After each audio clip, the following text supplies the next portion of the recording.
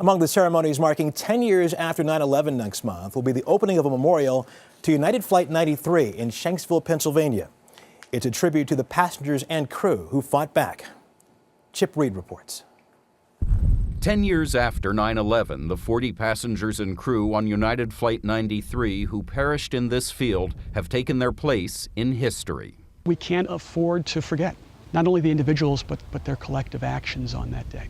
Gordon Felt's big brother, Ed, a computer software designer, was one of a dozen on board who made phone calls from the plane. Felt called 911 from a bathroom and spoke to police.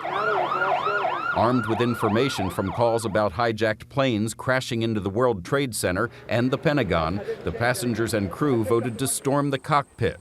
An operator heard passenger Todd Beamer famously say, "Let's roll."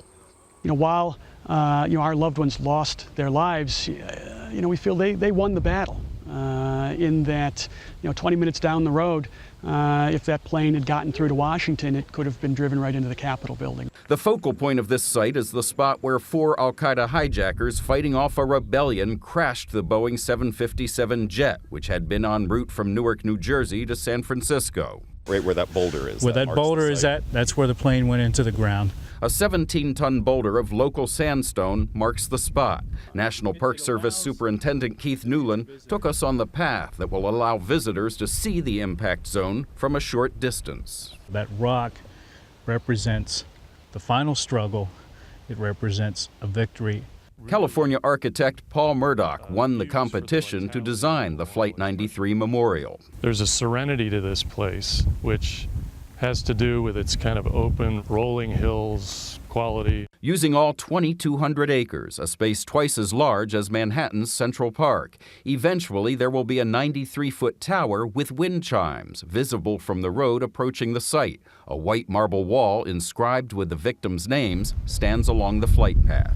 I'd like a certain sense of reverence and awe here. We hope that everybody takes away whatever they need to.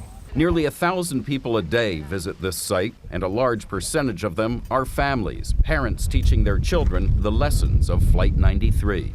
About how people used their phones and called their families, and we're letting them know what was going on and how they took down the hijackers. And pretty special. Stacy Wade and her husband Scott came with their children from Central Ohio to see where sacrifice saved lives. What does it make you think about the people who were on that plane? I think they were very brave. The family, certainly, it's our sacred ground, and it's a battleground. Where the fighting back began. Reid, CBS News, Shanksville, Pennsylvania.